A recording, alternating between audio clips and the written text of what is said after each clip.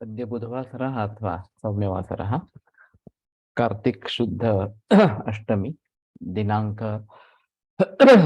2 नोव्हेंबर 2022 चरक शारीस्थान अध्याय 7 शंखं चक्रं जलकान्दततमृतघटं चारुदौर्भिश्चतुर्भिः सूक्ष्मस्वच्छातिरुद्यां शुकपरिविलसन् मौलिमम्भोजनेत्रं कालाम्भोदोज्ज्वलाङ्गं कटितटविलसच्चारुपीताम्बराढ्यं वन्दे धन्वन्तरिं तन् निखिलगदवनप्रौढदावाग्निलीलम् प्रौढदावाग्निलीलं ब्रह्मणो हि समारब्धा मात्रेयाद्येषु पूजिताम् अस्मदाचार्यपर्यन्तां वन्दे गुरुपरम्पराम् आयुर्वेदरतं वन्दे माधवाख्यं महागुरुम् आयुर्वेदामृतं सर्वं शिष्येभ्यो यः प्रदत्तवान् द्रष्टाज्ञानी दृष्टकर्मा कृतकर्मा तथैव च अध्यापको विश्वश्रेष्ठो महान् संशोधकस्तथा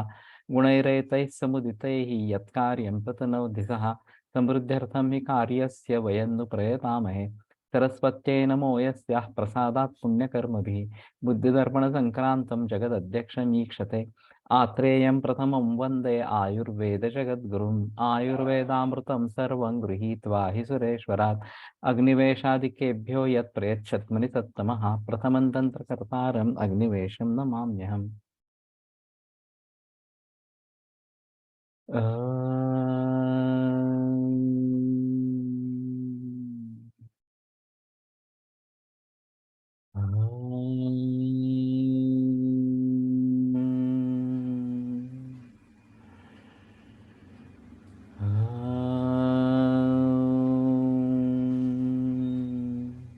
ओम शांति शांति शांति।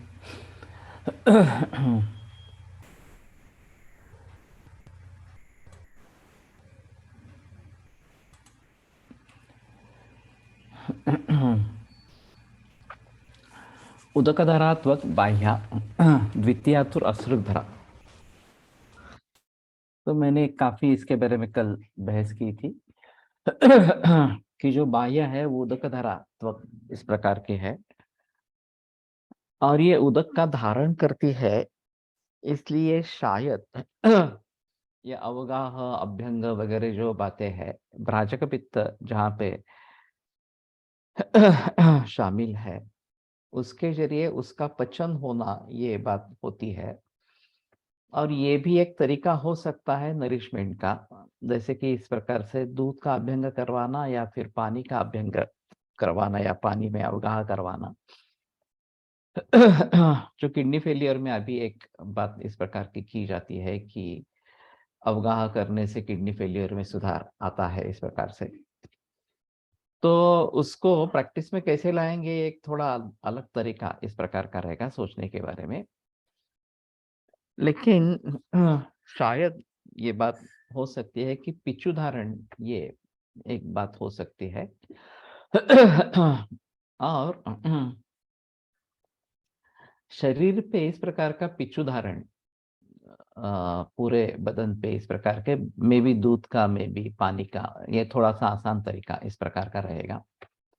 सिर्फ ये देखना है कि इससे ठंड न हो जाए वगैरह इस प्रकार से। और किडनी फेलियर में शायद इसके बारे में प्रयोग कर सकते हैं। वैसे जहाँ जहाँ भी डिहाइड्रेशन है ज्यादातर अतिसार की वजह से होता है या फिर पीने की इच्छा ही नहीं हो, ताकत ही नहीं हो, ऐसी भी स्थिति हो सकती है। तो उसमें भी ये शायद उदक धरात्मक बाह्य जो है उसका काम हो सकता है। द्वितीय तो अश्रुक धरा उसके पीछे या उसके अंदर जो है वो द्वितीय अश्रुक धरा इस प्रकार के रक्त धारण करने वाली। अब इसकी व्याप्ति एक त्वक में होने के कारण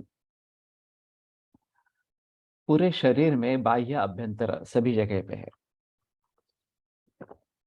जैसे कृष्णा चिकित्सा पे बस्ती रही कही तथा निरागंत विकारकारी रक्तौषधत्वेन सिराव्यध। सिराव्यध ये आधी चिकित्सा या पूरी चिकित्सा बताई गई है। और उसकी व्याप्ति पूरे शरीर में अंतर्बाह्य इस प्रकार की है।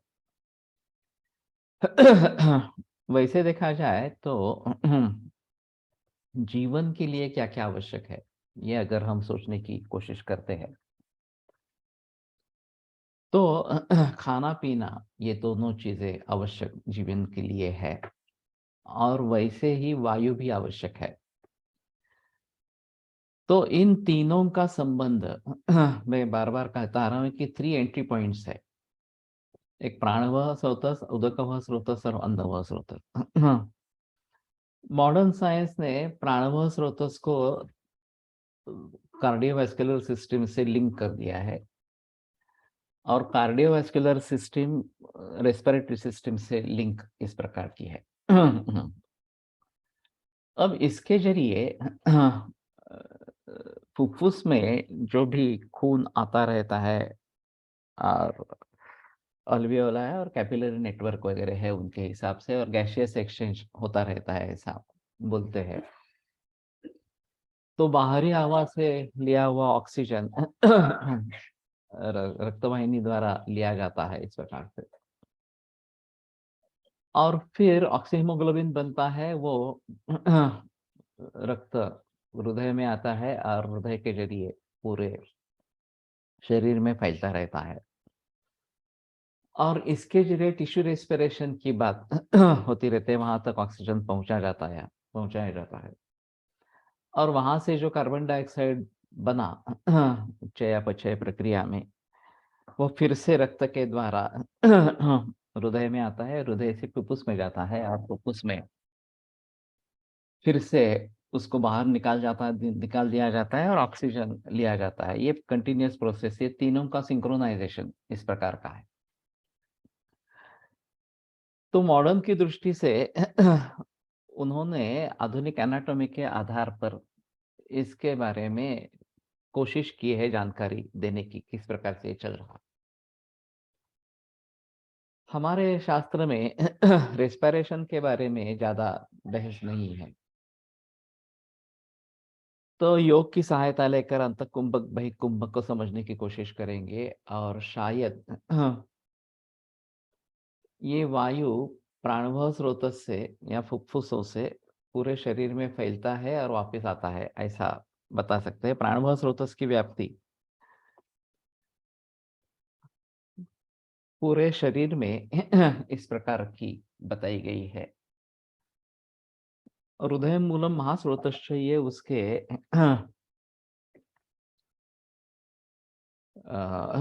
मूल स्थान इस प्रकार के बताए गए हैं। अरे महास्रोत ये थोड़ा अजीब इस प्रकार का अजीब इस प्रकार की चीज है। तो कहने का तात्पर्य ऐसा हो सकता है कि इनके जो मूल स्थान हृदय और महास्रोत इनके जरिए पूरे शरीर में इस वायु का वहन होता रहता है और फिर से वो कोष्ठ में आते हैं और ये जो दो हृदय और महास्रोत दोनों अंतःकोष्ठ इस प्रकार के हैं और फिर ये वायु बाहर फेंका जाता है जब वो उच्छ्वास इस प्रकार से करते हैं तो महास्रोतस का रोल अगर हम उदक और अन्न स्रोतस के जरिए देखने की कोशिश करेंगे और उसके साथ में ये वायु जा रहा है पूरे शरीर में तो हमारे यहाँ तो आहार रस बनता है और आहार रस से रस धातु बनता है और वो रस धातु हृदय के द्वारा पूरे शरीर में घूमता रहता है। तो महास्रोतस का रोल अन्न का ग्रहण, पचन, विवेचन और विवेचन होने के बाद जो सार विभाग है उसका उसका शोषण जो ग्रहणी में इस प्रकार का होता है और फिर उसके ऊपर रसधात्वग्नि की प्रक्रिया और रस बनता है सकुलाप्य रस हृदय यकृत प्लीहान प्राप्य रागम उपैति। वो यकृत और प्लीहा में जाके उसका राग वर्ण हो जाता है, रक्त वर्ण हो जाता है। और फिर यही आप्य रस धातु हृदय में जाकर पूरे शरीर में घूमता है इस प्रकार से। तो पोर्टल सर्कुलेशन की जो बात मॉडर्न एनाटॉमी में की गई है उस प्रकार से अगर सोचने की कोशिश करेंगे, यह तो तीनों का रस, रक्त और ये उसके साथ में जुड़े हुए आहार रस या पोषण और उदक व स्रोत से आया हुआ पोषण, ये सभी पूरे शरीर में जाते रहते हैं इस प्रकार से। और जीवन के लिए तीनों आवश्यक है। जीवन के लिए वायु चाहिए, ये सबसे अहम मुद्दा है। पानी चाहिए उसके बाद में, तो उदक व स्रोत का संबंध है। और अन्न चाहिए पोषण होने के लिए। और शरीयते तो शरीर, हम इस व्याख्या को ध्यान में रखते हुए जो भी क्रियाएं ये शरीर में होती रहती है जीवन यात्रा के लिए और हमारे कार्य के हिसाब से, उन सभी में ये शारीर धातु दोष मल वगैरह जो है वो खर्च होते रहते हैं। तो ये क्षीण होते जाते हैं और उनकी आपूर्ति करने के लिए अन्न व स्रोतस की आवश्यकता इस प्रकार की है। तो ये हृदय मूलम और महास्रोतश्च, ये जो बात प्राणभव स्रोतस के मूल स्थान के बारे में बताई गई, फुफ्फुस का निर्देश ही नहीं होगा, ये सबसे अहम इस प्रकार की बात रहेगी।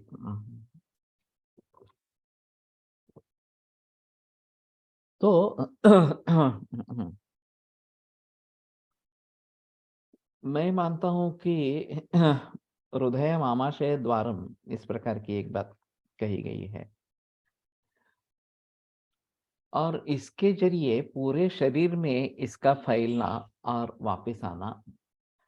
और रक्त जो है वो अश्रुधरा द्वितीय त्वक इस प्रकार की है, तो उसको धारण करने वाली त्वक है। और शाखा रक्तादय त्वक्च, ये जो बात बार बार बताते रहते हैं, ये थोड़ा अजीब है, रस नहीं बताते, त्वक बताते हैं। शायद ये बात है कि रस घूमने वाला है, एक जगह रुकने वाला नहीं है। लेकिन जब त्वक अधिष्ठान में ये पहुंच जाते हैं तो वो स्थिर भाव है, बाह्य आभ्यंतर दोनों के हिसाब से। और अगर हम मेसोडर्म की बात करते हैं तो उसके भी दोनों के बीच में भी एक तरीके की त्वक है, ऐसा थोड़ा सा उसका निर्देश होगा। और ये अगर तीन मार्ग है, रोग मार्ग कहा गया है इस प्रकार से, वैसे आरोग्य के भी ये मार्ग इसी प्रकार के। ये जो व्यायामा दुष्मण अहिता चरणादपि,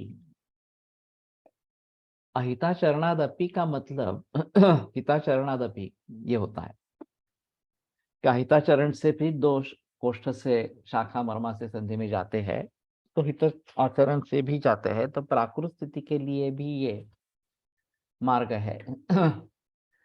रोगों के हिसाब से तीन रोग मार्ग इस प्रकार के बताए गए।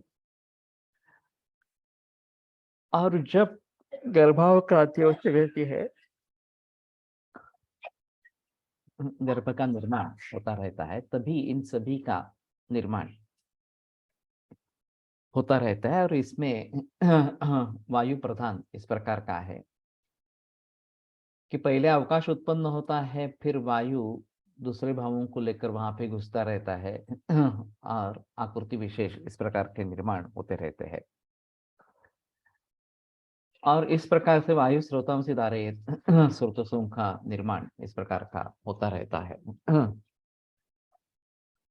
तो ये निर्माण होते समय भी प्राण की आवश्यकता रक्त के जरिए आपूर्ति उसकी हो जाती है। प्राणः शोणितम ही अनुवर्तते, ये जो सूत्र है इसका मतलब क्या है? ये एक बड़ी अजीब चीज इस प्रकार की है।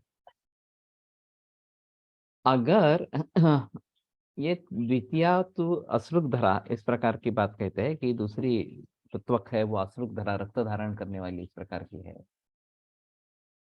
और प्राण रक्त का अनुगमन करता रहता है तो यही सही पे सही जगह सभी जगहों में प्राण इस प्रकार से पहुंच जाता है। ये एक बात यहाँ अहम इस प्रकार की रहेगी। और एक पोषण के हिसाब से महास्रोतस का संबंध है, उसमें अन्नव स्रोतस और उदकव स्रोतस ये दोनों शामिल हो जाते हैं, और रस के द्वारा ये पहुंचाए जाते हैं, या दोष भी इसी प्रकार से पूरे शरीर में घूम सकते हैं। ये भी एक बात बताई गई। व्यानेन रसधातुरि विक्षेपोचित कर्मणा युगपत् सर्वतोषस्रं देहे विक्षिप्यते सदा क्षिप्यमाण स्व वैगुण्यात् रसः सज्जति यत्र सः तत्त्वं विकारं कुरुते खे वर्षमिव तो यदा। अभी रस खुद तो विकार निर्माण नहीं कर सकता। दोषाणाम अपि एवं स्यात् एकदेश प्रकोपणम, तो दोषों का भी इस प्रकार से एकदेश प्रकोपण होता रहता है, दोष घूमते रहते हैं रस के साथ में। और फिर जहां अटक जाते हैं, चाहे गति खत्म हो गई इसलिए अटक जाए, या फिर स्रोतस में कुछ वैगुण्य है इसलिए अटक गए, तो उसमें विकार रोग निर्माण करते हैं। तो कहने का तात्पर्य अर्थ ये है कि प्राण इस तरीके से शोणित का अनुगमन करता है, रक्त का अनुगमन करता है, ये विशुद्ध शोणित इस प्रकार का, ये और अलग बात इस प्रकार की रहेगी। वैसे वातजुष्ट, पित्तजुष्ट, कफजुष्ट रक्त वहन करने वाले अलग अलग सिराएं इस प्रकार की बताई गई है, और ये नाभि प्रभव इस प्रकार की बताई गई है। उसी में एक शुद्ध रक्त वहन करने वाली 175 सिराएं बताई गई है। और प्राण इस प्रकार के रक्त का अनुगमन करता रहता है, पूरे शरीर में घूमता है। और इसीलिए त्वक जो है वो रक्त का अधिष्ठान इस प्रकार की बताई गई है, और उसके जरिए ये ऑक्सीजनेशन टिश्यूओं का होता रहता है, या टिश्यू रेस्पिरेशन होता रहता है। और फिर जो इस प्रकार से कार्बन डाइऑक्साइड हीमोग्लोबिन से संयुक्त होकर फिर से वापस फुफ्फुस में आ जाता है और वहां से निकाला जाता है। तो शायद इन सभी के बारे में थोड़ा गहराई में जाकर सोचे, और प्रैक्टिकल यूटिलिटी इसकी किस प्रकार से होगी ये सोचने की कोशिश करें इस प्रकार से। तो मैं तो मानता हूं कि दीर्घ श्वसन एक अहम प्रक्रिया है। क्योंकि हम फेफड़ों का पूरी तरीके से इस्तेमाल नहीं करते। जब हम ब्रीदिंग अभी नॉर्मल रूटीनली करते रहते हैं तो बिल्कुल उथला पुथला इस प्रकार का श्वास लेते हैं, ऊपर ऊपर इस प्रकार से लेते हैं, पूरे लंग्स कभी कैपेसिटी प्रयोग में लाई ही नहीं जाती। अगर दीर्घ श्वसन करेंगे और पूरे फुफ्फुस का प्रयोग करेंगे, भागशः श्वसन इस प्रकार का कहा जाता है कि ऊपर का भाग, मधला मध्यम भाग और नीचे वाला भाग, ये तीनों भर गए हैं और तीनों क्रमशः रिक्त हो गए हैं इस प्रकार से।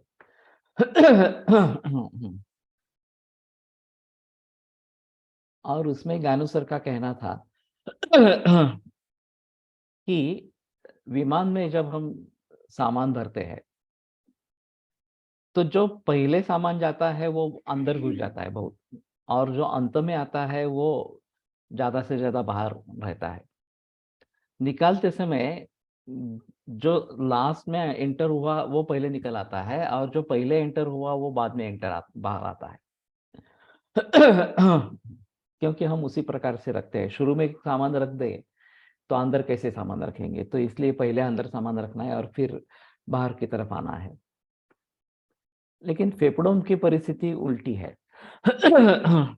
जब हम दीर्घ श्वसन करना आरंभ करते हैं तो पहले ऊपर वाला हिस्सा है वहां पे पहले वायु जाता है, और जब हम ना समझते हुए श्वसन करते रहते हैं, श्वास लेते रहते हैं, तो यहीं पे हवा अटक जाती है, उसके आगे नहीं जाती।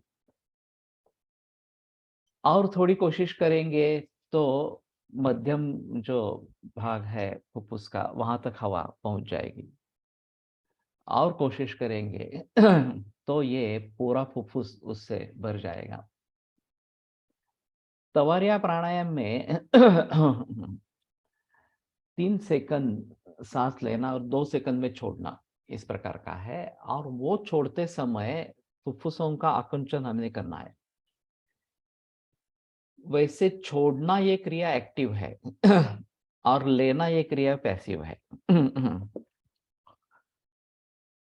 आकुंचन जब होता है स्नायुओं का तो क्रिया होती है, और इसमें 2 तरीके के स्नायु काम कर रहे हैं इस प्रकार के, जो जिन स्नायुओं का आकुंचन इस प्रकार का हो जाएगा, जो अब हम एक्सलेशन इस प्रकार से करेंगे, तो उस समय में नीचे से ऊपर आना है। डायफ्राम को ऊपर खींचना है। सांस ले लिया, छोड़ते वक्त डायफ्राम को अंदर ले लेंगे, आप उधर को अंदर ले लेंगे, डायफ्राम को ऊपर उठाएंगे तो निचला हिस्सा जो फुफ्फुस का है वहां से हवा बाहर आना शुरू होगा। उसका प्रतिरोध करने वाली हवा फुफ्फुस के मध्य में और ऊपर इस प्रकार की है। तो उसको फोर्स से बाहर निकालना है, इसलिए 2 सेकंड का ही उच्छ्वास है, उसको फोर्सफुली बाहर निकाल। हम धीरे से निकालने की कोशिश करेंगे तो शायद ऊपर वाला पहला हिस्सा निकलेगा, फिर मध्य वाला और फिर अंत वाला इस प्रकार का। लेकिन आकुंचन करेंगे फुफ्फुसों का और नीचे से होगा, और थोड़ा फोर्सफुल करेंगे इस प्रकार से बाहर निकालने की कोशिश करेंगे, तो ये बात हो सकती है कि निचला हिस्सा भी बाहर निकल आए, और जब तक वो निचला हिस्सा बाहर निकल नहीं आता तब तक कैपेसिटी बढ़ेगी नहीं, क्योंकि वो अगर भरा रहेगा तो बाहर से जो हवा आने वाली है उसको अंदर जाने में तकलीफ होगी। वहीं पे अगर हवा है तो ये विमान में सामान भरने की प्रक्रिया के बिल्कुल खिलाफ इस प्रकार का है, नेचुरल जो है उसके बिल्कुल खिलाफ इस प्रकार का है।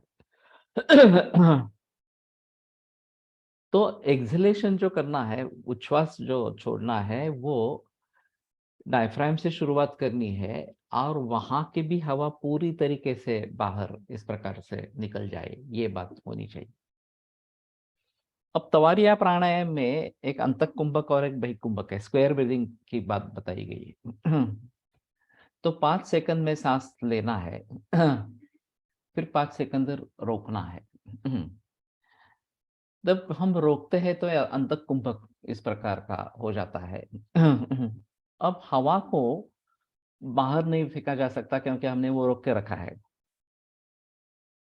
तो पॉसिबली ये हवा शरीर में घुस जाती है।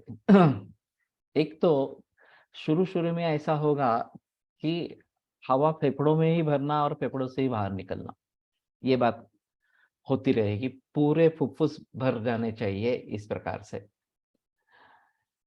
तो डीप इनहेलेशन अगर इस प्रकार से कर सकते हैं तो पूरे फुफ्फुस में हवा इस प्रकार की भर जाएगी। अब रुकना है आगे। अंतः कुंभक कर लिया और फिर रुकना है वहां पे, तो बाहर नहीं जा सकती, तो ये हवा शरीर में घुस सकती है इस प्रकार से। और जब बहिकुंभक करेंगे, ये बहिकुंभक हो जाएगा। अब अंतः कुंभक की बात है, जब छोड़ेंगे इस प्रकार से एक्सहेल करेंगे। तो ये हवा यहाँ से बाहर निकल जाएगी, तो उस समय में शरीर में फैली हुई नेगेटिव प्रेशर क्रिएट होगा।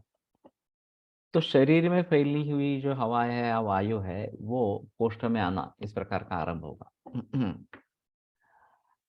फुफ्फुस में आना आरंभ होगा। फिर हम फिर से श्वास ले लेंगे। तो ये जो शरीर में घुसी हवा है, शरीर से फुफ्फुस में घुसी हवा है, वो क्वांटिटी कम है शुरू में इस प्रकार से। और वो रोध करती है जो हवा बाहर से आने वाली है इस प्रकार से। तो जैसे जैसे इसका अभ्यास बढ़ेगा, तो पूरा इनहेलेशन, पूरा एक्सहेलेशन इस प्रकार का होता रहेगा। फुफ्फुसों की क्षमता बढ़ती जाएंगी और फुफ्फुसों का पूरा इस प्रकार से इस्तेमाल होता रहेगा। और फिर circulation is abdomen breathing good. Abdomen करना है एक्चुअली एनाटॉमी के हिसाब से।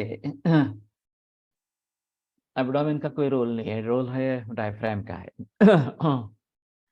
जब फुफ्फुस पूर्णतया भर जाते हैं तो डायफ्राम नीचे आ जाता है और पेट आगे आ जाता है।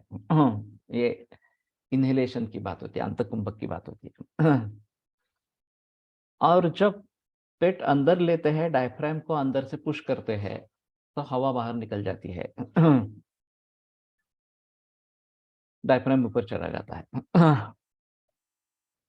तो हम जो रेगुलर ब्रीदिंग करते रहते हैं, उसमें फुफ्फुस का केवल ऊपरी हिस्सा जो है वही प्रयोग में लाया जाता है। मध्यम जो भाग है वो और नीचे वाला भाग प्रयोग में नहीं लाते। तो उसके लिए अभ्यास की जरूरत है। तो धीरे धीरे प्रैक्टिस अगर बढ़ाएंगे, कि पहला जो है वो दीर्घ श्वसन करने की कोशिश करेंगे, कि जितनी हवा भर सकते हैं फेफड़ों में उतनी भरनी है, पेट आगे आना है। इनहेलेशन में इसमें कुंभक नहीं करना है, सिर से छोड़ देना है, धीरे धीरे छोड़ देना है। और पेट अंदर आ जाना चाहिए, डायफ्राम ऊपर हो जाना चाहिए, और जितनी हवा ले ली है उतनी सब बाहर निकाल देनी है। फिर भी इसमें पहले बहिकुंभक की प्रैक्टिस करें। पतंजलि का जो सूत्र है, प्रच्छर्दन विधारणाभ्याम व प्राणस्य, इस प्रकार समाधि सिद्ध होने के लिए जो जो भी बातें बताई गई है, उसमें प्रच्छर्दन विधारणाभ्याम व प्राणस्य ये भी बात कही गई है कि प्रच्छर्दन और विधारण, वायु को पूरा बाहर निकाल देना और फिर रुकना, धारण करना, वो स्थिति को धारण करना, तो ये बहिकुंभक है इस प्रकार। तो बहिकुंभक से शरीर में घुसा हुआ जो वायु है वो फिर से फेफड़ों में आना लगता है, क्योंकि वहां पे निगेटिव प्रेशर इस प्रकार का है। जब अगली बार सांस लेंगे और छोड़ने की कोशिश करेंगे, तो इस संचित हवा के साथ जो फ्रेश हवा आई है वो भी इस प्रकार से बाहर निकल जाएगी। अभी हम कुंभक की, अंतक कुंभक की बात नहीं कर रहे हैं, केवल बहिकुंभक की बात कर रहे हैं। तो हमें लेते समय रोकना नहीं है, सांस पूरी भर लेनी है, और जब छोड़ देनी है तो पूरी तरीके से छोड़ देनी है, और फिर रुकना है। वहां पे रुकना है। ये बहिकुंभक इस प्रकार की स्थिति है। आगे स्थिर सुखमासनम द्वितीय पाद में जो बताते हैं, तो स्थिर सुखमासनम ये बात बताते हैं। तस्मिन् सति श्वास प्रश्वास और गति विच्छेद प्राणायाम। और स्थिर सुख आसन की स्थिति में श्वास और प्रश्वास इनका गति विच्छेद होना, कोई भी गति नहीं, उच्छ्वास भी नहीं, निश्वास भी नहीं, इस प्रकार की। ये प्राणायाम इस प्रकार का बताया गया है। अब पूरी तरीके से तो गति ज्यादा देर तक रुक नहीं सकती है, 2-4 सेकंड, 5 सेकंड, 10 सेकंड, इससे ज्यादा आगे नहीं जाता है। खूब बहुत प्रैक्टिस करेंगे तो शायद ये अवधि बढ़ेगा इस प्रकार का। तो गति विच्छेद 2 प्रकार से हो सकता है, एक अंतः कुंभक में हो सकता है, बहिकुंभक में हो सकता है। तो बहिकुंभक के बारे में पहले पाद में बताया गया और उसी में ईश्वर प्रणिधानाद्वा ये भी सूत्र आता है, समाधि सिद्धि के लिए ईश्वर प्रणिधान, ये बात बताई गई है। फिर ईश्वर क्या है इसके बारे में बताते हैं, और तस्य वाचकः प्रणवः, उसका वाचक जो है वो ओंकार है। तज्जपः तदर्थ साधनम, और उसका ओंकार का जप उसके प्रयोजन को सिद्ध करने वाला इस प्रकार का है। तो ओंकार अगर इस प्रकार से प्राणायाम से जोड़ा जाए, बहिकुंभक से खासकर, ये गानू का कहना था कि अ उ म ये तीनों अलग अलग उच्चारण करने हैं, और अ और उ को जितना समय लगता है उतना म को समय देना है इस प्रकार से। और ये अंतः कुंभक उस समय में है, नहीं बहिकुंभक है इस प्रकार से। श्वास छोड़ते समय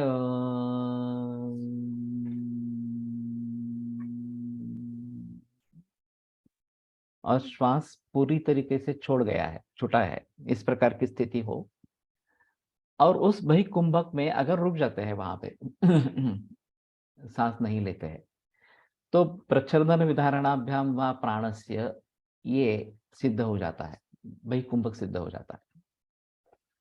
इसको आगे लेकर जाएंगे तो सांस लेते समय भी, सांस लेने के बाद अगर रोकते हैं तो अंतकुंभक हो जाता है, तो तवारिया प्राणायाम में है कि स्क्वायर ब्रीदिंग है, सांस लेना है रोकना है, सांस छोड़ना है रोकना है, इस प्रकार से स्क्वायर ब्रीदिंग बताया गया है। अब इन सभी का संबंध पूरे शरीर से हो जाता है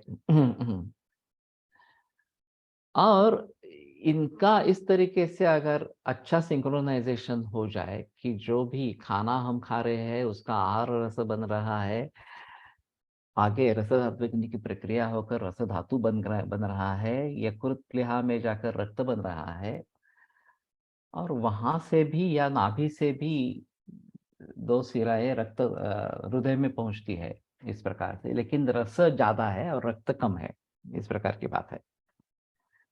और हमारे हिसाब में रस का सर्कुलेशन पूरे शरीर में इस प्रकार का होता रहेगा, तो उसके जरिए अन्न और उदक स्रोत से जो भाव निर्माण हुए हैं वो वहां पे पहुंचेंगे इस प्रकार से। शरीर का पोषण करने के लिए पहले वायु आवश्यक है, तो वायु इस तरीके से पहुंचता रहता है।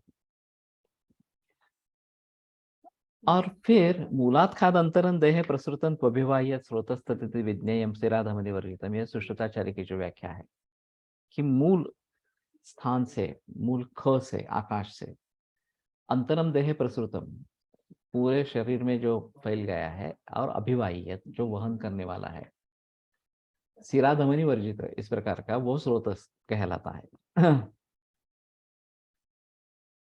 तो प्राणवह स्रोतस इस तरीके से पूरे शरीर में उसकी व्याप्ति है जिसके जरिए ये वायु, अन्न, जल, ये तीनों टिश्यू तक पहुंचते रहते हैं और वहां से फिर वापस आते रहते हैं। और फुफ्फुस द्वारा जो फेंके जाते हैं तो वायु फेंका जाता है। ये जो चयापचय की प्रक्रिया शरीर में पूरी चलती रहती है इस प्रकार से। टिश्यू रेस्पिरेशन में केवल वायु का विचार इस प्रकार का है। बहिकुंभक अवघड आहे, अंतपेक्षा थांबून ठेवणे। नहीं, इनका कहना है कि पहले बहिकुंभक ही करे, अंतकुंभक ज्यादा अवघड है, ज्यादा कष्टदायक है, ऐसा कहना है। तो शुरू में बहिकुंभक की ही प्रैक्टिस की जाती है और बाद में अंतकुंभक के बारे में सोचा जाता है। और धीमी गति से सांस लेना और छोड़ना, ये एक अहम मुद्दा इस सभी में है।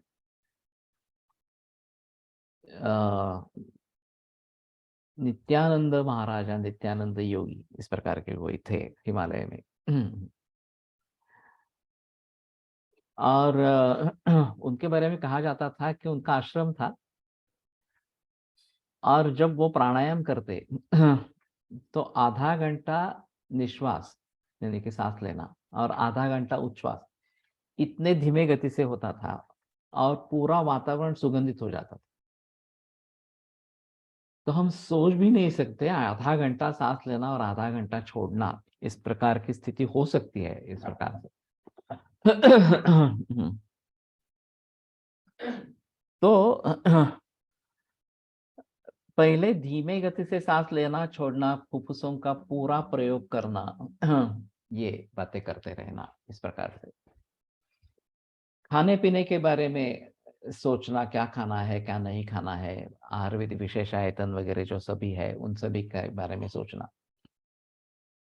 पानी के बारे में भी मोर मोरवारी पिबेद अभूरी, और पानी कम ही पीना है, ये जो बात बताई गई है उसके बारे में सोचना। और इसका पचन अच्छा होना, ये एक अहम मुद्दा इस प्रकार का है। फिर जो आहार रस इस प्रकार से बनेगा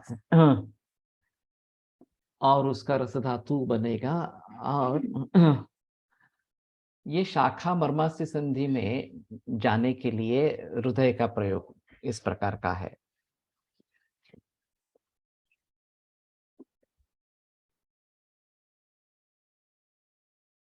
जो बाह्य रोग मार्ग और मध्यम रोग मार्ग इस प्रकार के बताए गए हैं। और इसलिए रस को शाखा में नहीं पकड़ा, त्वक को शाखा में पकड़ा, शाखा रक्तदय त्वच इस प्रकार से, क्योंकि वो स्थायी भाव इस प्रकार का है। और वहां तक इसकी व्याप्ति, त्वक की व्याप्ति बाह्य और अभ्यंतर को लेकर काफी बड़ी है। ये एक महत्वपूर्ण मुद्दा है।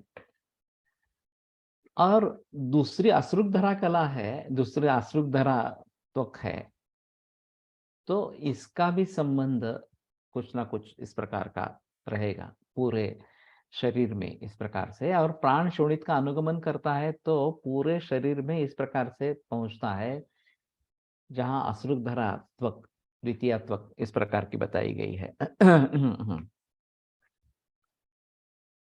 तो ये धीरे धीरे पूरी सिस्टम सुधारने लगती है। प्राणायामे रेव सर्वे प्रशिष्यन्ति मला इति आचार्याणां तु केषांचित् अन्यत् कर्म न सम्मतम्। ये जो बात योग हठ योग प्रतिपिका में बताई गई है कि केवल प्राणायाम ही काफी है, बाकी कुछ करने की जरूरत ही नहीं है इस प्रकार। और वायु पर नियंत्रण होगा तो कफ पित्त उसके अधीन है, वो नेता है वायु कफ और पित्त का, तो उनके ऊपर भी नियंत्रण इस प्रकार का हो जाएगा। और मेरा सभी छात्रों से, सभी वैद्यों से सुझाव है कि शायद हम अन्नव स्रोतस और उदकव स्रोतस के बारे में सोचते हैं, उसमें भी सभी तरीके से विचार नहीं किया जाता। मैं जो बार बार जिक्र करता रहता हूँ कि नैसर्गिक ही खाना खाओ, वो नहीं मिलता है तो ऑर्गेनिक खाओ, लेकिन मूल रूप से देसी बीज का जो है वही खाना खाओ, देसी गाय का ही दूध ले लो। और पानी भी अच्छा रहे। अभी शहरों में है तो क्लोरिनेटेड वाटर ही है, उसको हम टाल नहीं सकते। लेकिन सोना डाल के पानी उबाल के लेते हैं तो काफी हद तक उसमें फायदा इस प्रकार का हो जाता है, पचन होने में लघु इस प्रकार का हो जाता है। इम्यूनिटी बढ़ाने के हिसाब से अच्छा है। लेकिन इस सभी के साथ में योग जरूर करना है। और फिजिकल एक्सरसाइज और योग दोनों आवश्यक है। योग में आसन से शुरुआत होनी है। रामदेव जी बाबा ने क्या किया कि स्थिर सुखम आसनम, किसी भी आसन में स्वस्तिकासन भी हो तो बैठ जाए, स्थिरत्व आ गया तो प्राणायाम शुरू करो इस प्रकार। वैसे जो बहुत सारे आसन बताए गए हैं, और अयंगार काफी इसके बारे में आग्रही रहते थे कि आसन स्थिति आनी ही चाहिए, आसन स्थिति आनी ही चाहिए। जबरदस्ती करवाते थे इस प्रकार से। बाद में उन्होंने कहा कि ये बड़ी गलती थी इस प्रकार से करना। मोल्ड होते जाना है। जबरदस्ती से नहीं होना है, धीरे धीरे ये बात हो सकती है।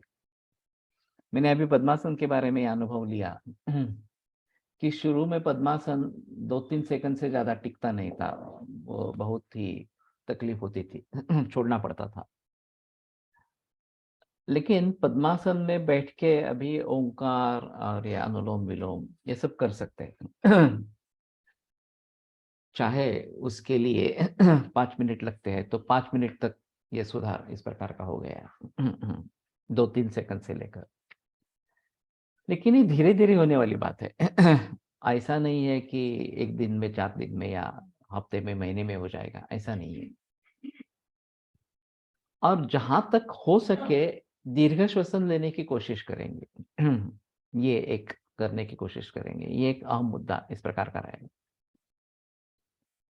और अगर श्वसन पर लक्ष्य केंद्रित करते हैं, हवा कैसी अंदर जा रही है, कैसी बाहर जा रही है वगैरह। इनका ये भी कहना था कि बाहर जाते समय हवा का तापमान थोड़ा उष्ण हो जाता है, बढ़ जाता है तापमान। तो वो भी महसूस करे कि अंदर आते वक्त ठंडी है, बाहर जाते वक्त उष्ण है, इस प्रकार से। तो किसी न किसी तरीके से चित्तवृत्तियों का निरोध होना आवश्यक है। वैसे हम मैकेनिकली ज्यादा करते रहते हैं और चित्त हमारा उसमें शामिल नहीं होता। ये बड़ी समस्या है। मन बहुत चंचल है। एक बार आपको कुछ आसन करना है या कुछ व्यायाम कर रहे हैं इस प्रकार से, तो वो स्थिति में हम आ गए या व्यायाम उस प्रकार से कर रहे हैं, तो फिर मन भटकने लगता है क्योंकि ये मैकेनिकल प्रोसेस हो जाती है। वैसी नहीं होनी है। इसमें हमारा ध्यान लगा रहना चाहिए। ध्यान भटकता रहता है, उसको बार बार वहां पे लाना है कि मुझे श्वास के ऊपर कंसंट्रेट करना है। श्वास के ऊपर कंसंट्रेट करना एक फायदा ऐसा है कि आप तुम्हारे लिए दूसरे किसी आलम्बन की जरूरत नहीं है। हाँ, नहीं तो सामने कुछ मैंने लिया है। पहली बार मिलेंगे तो एज अ टोकन ऑफ। हाँ, और उनके सब लेक्चर सब फ्री में अटेंड करते हैं।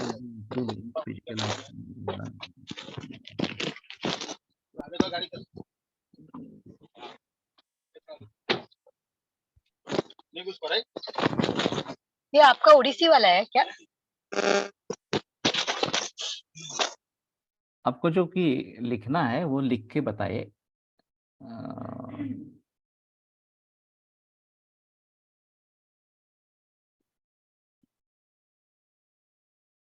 आपस में बात नहीं करें। तो कहने का बात ये है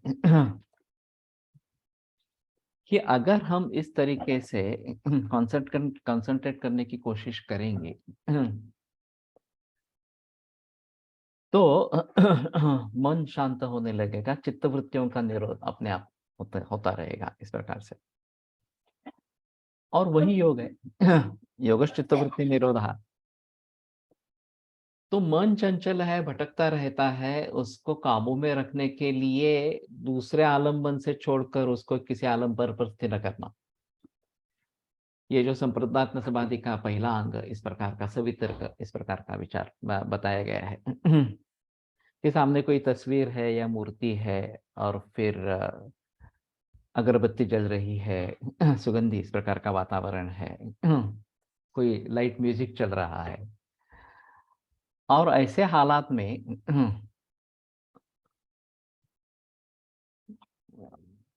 मन वहां पे केंद्रित इस प्रकार का हो जाता है। ये पहली अवस्था है। फिर आगे चलकर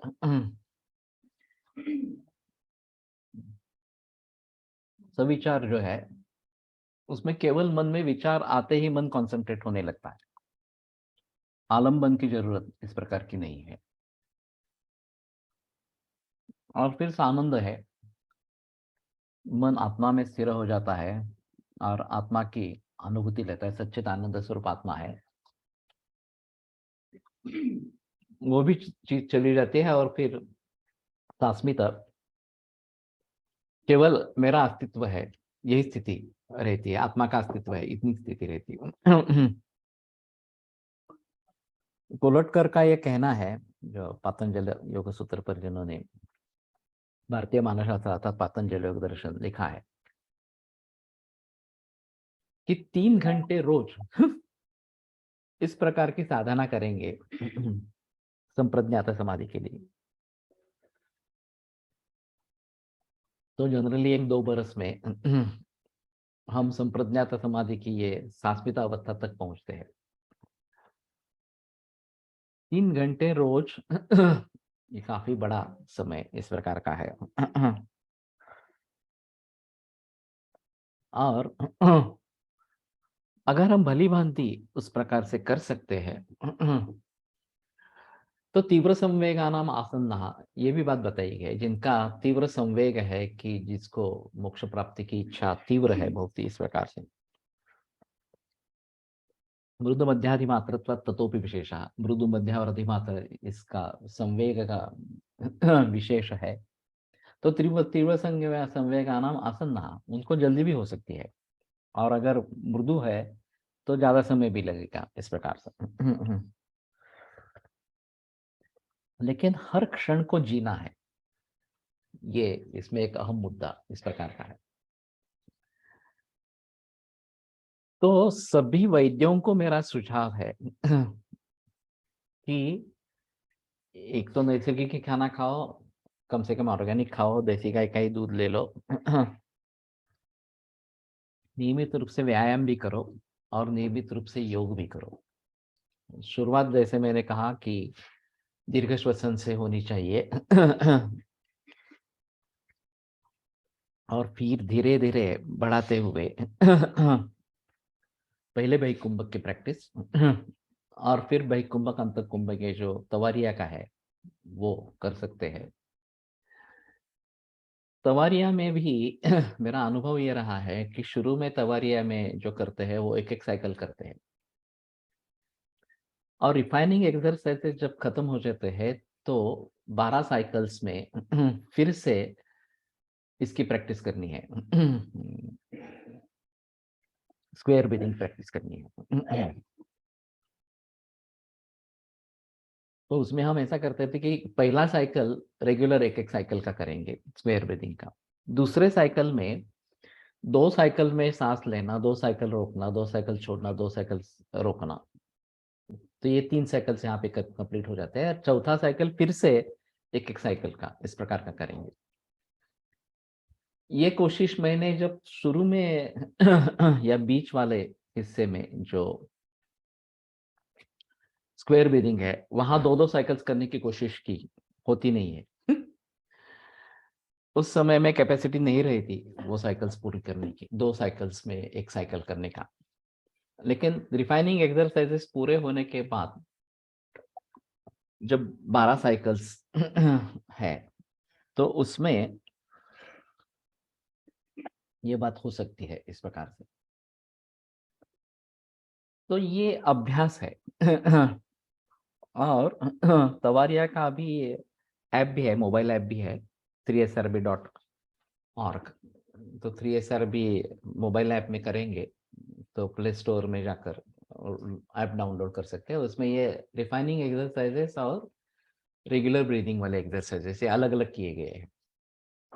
और वेबसाइट में जाएंगे 3srb.org में, तो ये पूरा जो तरीका है करीबन 18-19 मिनट का होता है, वो वहां पे मिलेगा। और गानू सर इसकी काफी बहस करते थे और गुरुकुल में भी हमने ये पढ़ाने की कोशिश की है तवारिया इस प्रकार से। तो मैं मानता हूं कि ये सिंक्रोनाइजेशन जो है ये अच्छे तरीके से होना है। और यही शायद मार्ग है स्वास्थ्य प्राप्ति का, या स्वस्थ रहने का और दीर्घायु प्राप्त करने का। और रोग है तो उससे मुक्त होने का, बीमारियों से मुक्त होने का। तो इनमें तीनों बातों पर ध्यान रखना चाहिए। आहार के बारे में ध्यान रखना चाहिए, पानी के बारे में ध्यान रखना चाहिए, और शायद विहार के बारे में योग और व्यायाम, इन दोनों पर ध्यान रखना चाहिए। तो ये इस प्रकार से करते रहेंगे तो स्वस्थ समाज निर्माण होगा। मैं अभी सोच रहा हूँ जो नई श्रृंखला शुरू करनी है सुबह वाली 5 मिनट की, उसमें इन्वेस्टिंग इन हेल्थ ये टॉपिक होगा। फिर भी अभी मैं रुका हूँ क्योंकि मेरी किताब है इसके बारे में मराठी में। अमेरिका में इसके बारे में 4 इंटरव्यूज हुए हैं मराठी में, वो भी। लेकिन उसके पर मैं जाना चाहता हूँ, ये उससे भी व्यापक बनाना चाहता हूँ, और फोकस्ड होना चाहिए। ऐसा सोच रहा हूँ। अभी मैं जो करता हूँ, आर्य सरस्वती है, कोई भी सूत्र ध्यान में आया उसके ऊपर 5 मिनट का वक्तव्य किया, जो उस समय में मुझे अच्छा लगा वो कर दिया इस प्रकार से। इसमें पूर्व विचार कुछ नहीं है। हेडफोन है का अभी जो मैं कह चाहता हूँ वो विचार सहित निश्चित करके बोलूंगा, ऐसा सोच रहा हूँ इस प्रकार। और फिर सिलेंडर तुझ्या कॉलची आणि पेट्रोलची एक ही नाही मायूस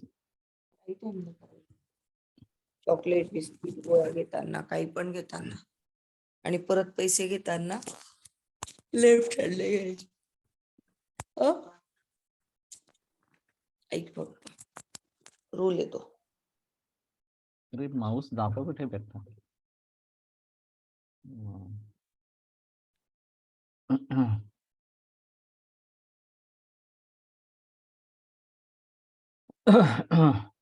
तो मैं चाहता हूं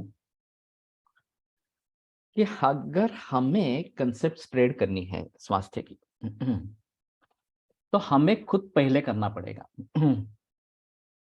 हम नहीं करेंगे तो लोग नहीं मानेंगे। ये बात मैंने इसके बारे में ही कही है कि नैसर्गिक खाना खाना है, ऑर्गेनिक फूड लेना है। जब तक हम नहीं करेंगे हम लोगों को नहीं बता सकेंगे और लोग भी नहीं मानेंगे। तो हमें ये शुरुआत करनी है, और उसी के साथ अगर योग की प्रैक्टिस इस प्रकार से बढ़ती रहती है, खास करके प्राणायाम, और आसन स्थिति के लिए किसी की सलाह ले ले कि किसके लिए कौन सा आसन ज्यादा अच्छा है इस प्रकार से। और शुरुआत तो यम नियम से होनी चाहिए। तो ये भी अजीब बात, इस प्रकार के यम नियमों के बारे में कोई बताता नहीं है इस प्रकार से। तो वहां से अगर अहिंसा, सत्य, अस्तेय वगैरह जो बातें यम नियम में बताई गई है, तो वहां से अगर शुरुआत करते हैं और नियमित रूप से योग का अभ्यास करते रहते हैं, तो हमारा स्वास्थ्य बना रहेगा, हमारे परिवार का स्वास्थ्य बना रहेगा। इसके लिए चाहे कि ब्राह्मे मुहूर्ते उत्तिष्ठित, और रात को जल्दी सोना है वगैरह वगैरह, रात का खाना जल्दी खा लेना है, उसका पचन होना चाहिए सुबह में वगैरह वगैरह, ये जो बातें बताई गई है, उद्गार शुद्धि उत्साह वेगोत्सर्ग यथोचितः। इसमें और पर्सपेक्टिव है, वो विचारों का पर्सपेक्टिव इस प्रकार का है, ज्ञान का पर्सपेक्टिव है। और बुद्धि जो है वो बदलती रहती है। वो जिस तरीके से हम बदलाव लाना चाहते हैं उस तरीके से बदलती है। हम न जानते हुए उसको अलग तरीके से बदल देते हैं, और फिर ये बड़ी समस्या का मूल इस प्रकार का हो जाता है। जनरली जो पूर्व अनुभव है, जो संचित है, स्मृति के स्वरूप में हमारे मन में स्थित है, उसी के आधार पर जो भी नया ज्ञान आता है उसको परखा जाता है, और फिर हर एक की बुद्धि अलग अलग हो जाती है। अगर हम जो चीज जैसी है उसको उसी तरीके समझने की कोशिश करेंगे, पश्चिम सर्वेद यथा यथा, इस प्रकार से सताम बुद्धि प्रदीपेन पश्चिम सर्वम यथा यथा, सज्जनों की जो बुद्धि है उसके अनुसार जो चीज जैसी है उसी प्रकार से उसको समझना है। और फिर अहंकार काम करता रहता है कि मम इदम, ये मेरा है, ये मेरा नहीं है, इस प्रकार से, और ये मेरे लिए सुख कारक है, ये मेरे लिए दुख कारक है। और उसके आधार पर रिएक्शन जो होती है, चाहे बोलना हो चाहे कृति हो, ये अहंकार के जरिए इस प्रकार की होती रहती है। और ये सबसे बड़ी बाधा है हमारी तरक्की में, उन्नति में। तो वस्तुओं का वास्तव ज्ञान होना ये जरूर इस प्रकार का होगा, उसमें आसक्त नहीं होना, ये आगे की चीज इस प्रकार की है। कोलटकर सर कहा करते थे कि घटना घटना होती है, उससे सुख लेना है या दुख लेना है हमारे ऊपर निर्भर होता है। अगर सुख नहीं ले सकते तो कम से कम दुख तो नहीं लेना है। व्यवहार में लाना काफी मुश्किल इस प्रकार की बात है। लेकिन ये क्यों होता है? तो हम उसको अपने अपने तरीके से देखने की कोशिश करते हैं, अपने अपने स्मृतियों के आधार पर देखने की कोशिश करते हैं, पूर्व गृहितों पर कोशिश करते हैं, समझने की कोशिश करते हैं, और फिर हमारा पूर्वग्रह और स्ट्रांग हो जाता है, बलवान इस प्रकार का हो जाता है, हम सोचते हैं यही है इसी प्रकार का,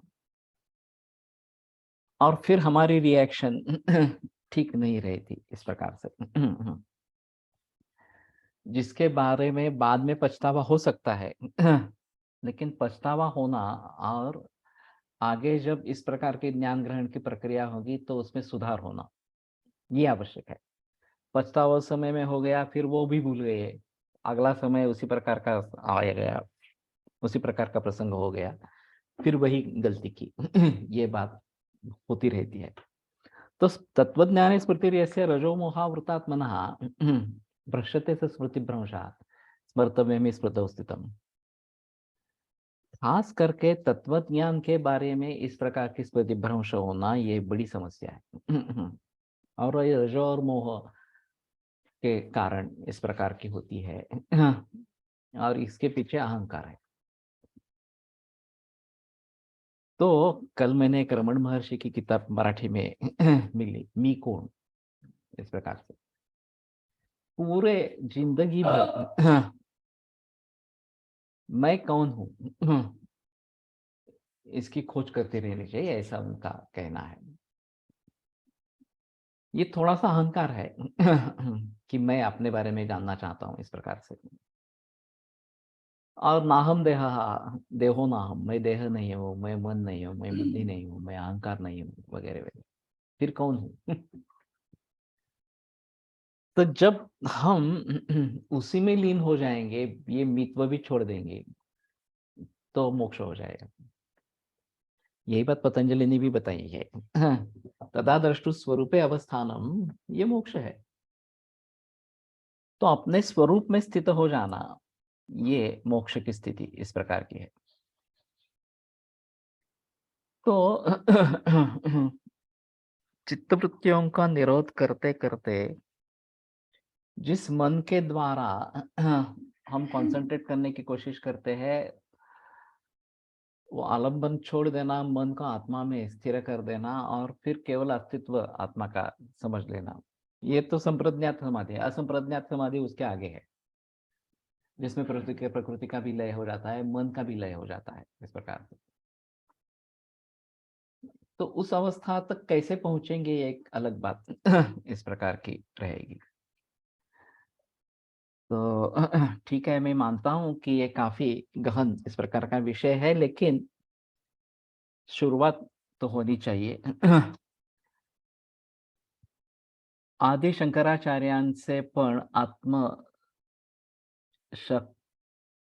आत्मषटकम पण आत्माचे वर्णन छान करते। या चिदानंद रूप स्वरूपो शिवोहम शिवोहम, ये जो बताई गई है। ज्ञान मार्ग, भक्ति मार्ग, योग मार्ग, ऐसे बहुत सारे मार्ग है मोक्ष प्राप्त करने के लिए। किसको कौन सा मार्ग पसंद आता है, कौन सा मार्ग सूट होता है, ये अलग अलग बात रहती है। केवल भक्ति मार्ग से, नामस्मरण से भी वहां तक पहुंच सकते हैं, ये भी बात है।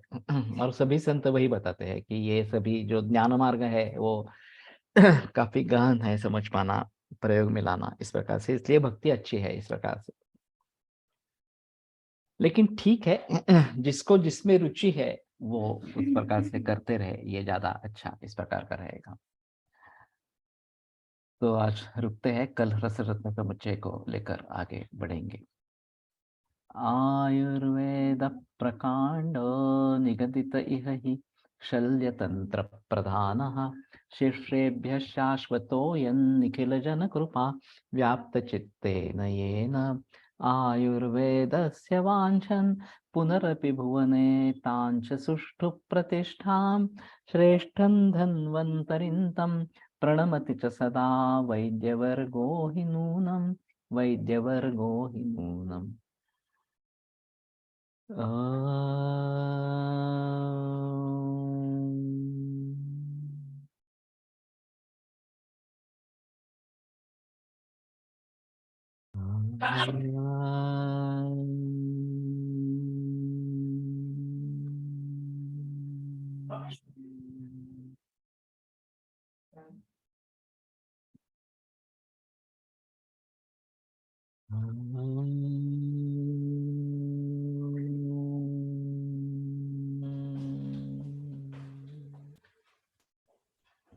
ओम शांति शांति शांति। आज योग सूत्र वाचन होगा 4 बजे, करेंगे जरूर।